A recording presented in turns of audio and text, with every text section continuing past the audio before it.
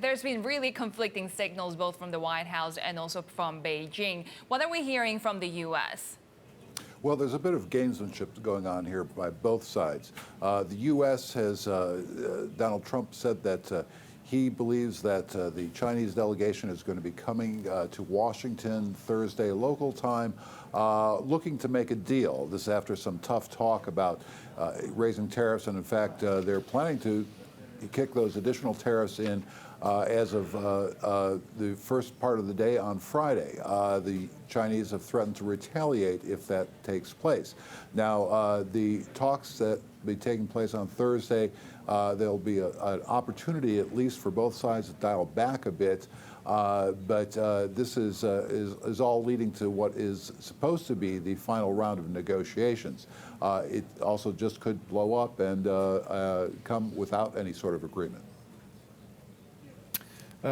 Tom, you heard Joe talking there about the threat of potential retaliation from China. What do we know at this stage about China's intentions heading into these talks? Well, China is really trying to portray itself as the rational actor, but also a side that isn't just going to buckle under Chinese or U.S. pressure, I should say. So, of course, Liu He will be in Washington for those talks. And a commentary or some comments from the Commerce Ministry saying that the threatened actions from the US are regretful, but of course also saying that they are preparing retaliatory countermeasures, as you've said. And our sources have told us that China would in fact impose its own tariffs about a minute after the US imposes theirs at around 12:01 US time. And of course we know that China already has retaliatory tariffs on about $110 billion worth of imports from the US, largely things like agricultural products, but an easy pull for them, an easy lever to pull would be those on US autos, because they've suspended retaliatory tariffs of 25% on US autos as of December. They could end that suspension. That could be something that the Chinese could be looking to do. But of course, they are keen to get a resolution to this. The question is whether or not they're going to give enough to satisfy the US. Of course, once we see those tariffs, products here in the U.S. it could become more expensive. Do we know at this point which imports exactly from China could be in the crosshairs?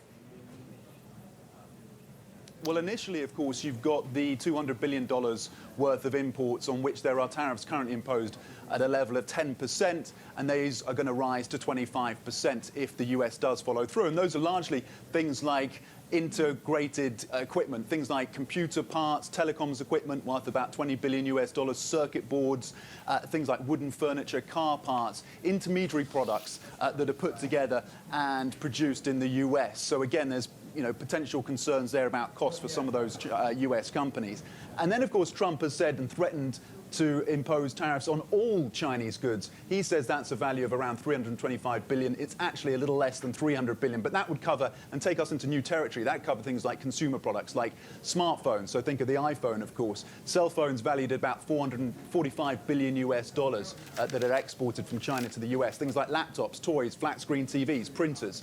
Again, if Trump was to go ahead with that, that would have an impact, of course, on China's GDP. Bloomberg Economics says it could shave about 1.5% off China's GDP if they tariff all exports from China to the US.